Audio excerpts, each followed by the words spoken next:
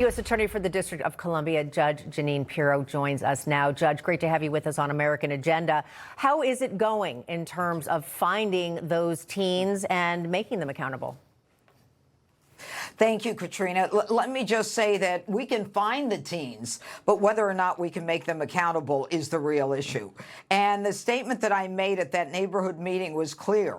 I do not have jurisdiction over these teens, especially teens who were 14, 15, 16 years old, who were engaging in assaults, fighting, robberies, and gunfire.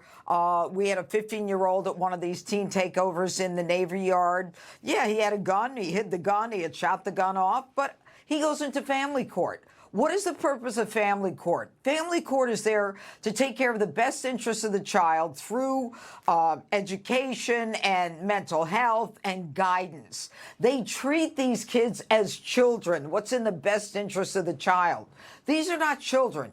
These are teens who are committing crimes which, if committed by an adult, would be criminal behavior by that adult. But there is this apologetic mentality in D.C. that doesn't allow us to have access to these kids. And you were absolutely right in the introduction. It is a social get-together. Some starts as early as after school that turns into criminal chaos. And I can watch these teens. They can be arrested, but they go to the family court. And what is the sanction? You go to yoga or an ice cream social. Let's not kid each other. President Trump has made sure that crime in D.C. is at record lows, and that's because of the federal enhancement and the work that we've done in the U.S. Attorney's Office. But in spite of 12,000 arrests and almost 1,300 guns taken off the street, we cannot touch these teenagers because we coddle them. They're not accountable. There's no punishment. There's no deterrence, and there's no retribution. So we're going to live with this in D.C. unless the D.C. Council does something significant. Well, and the mayor, Bowser, is absolutely right with these, trying to make sure that there's a curfew. The council is letting there be no curfew during a week when the teens are off from school, and that would be a discretionary curfew in the Navy Yard that they could track. And the council said, nah, we'll deal with it after vacation's over.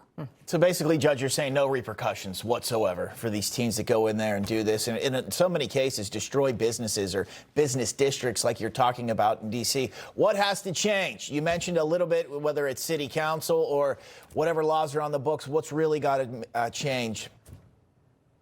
Okay, what's got to change is we have to lower the age of criminal responsibility. D.C. is very unusual. In New York, it was very different.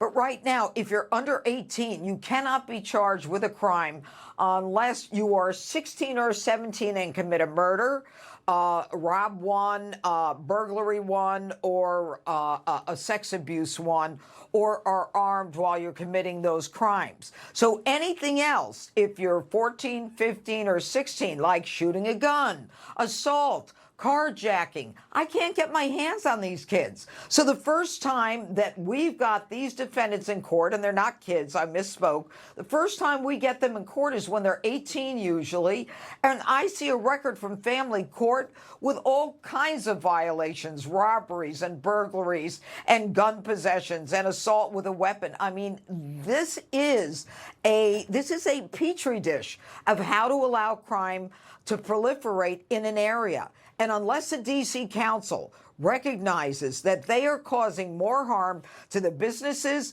to the people in the district, and the livelihoods of people who live here and their quiet enjoyment, then it's going to continue. The D.C. Council has to do something to protect the victims, the law-abiding citizens, and stop coddling these teenage criminals. Yeah, you know, Judge, what blows my mind is looking at some of those videos, just seeing these kids act, you said, I shouldn't say kids, these criminals just act like wild people. I mean, they're acting like animals. What is fueling this behavior, and where are the parents?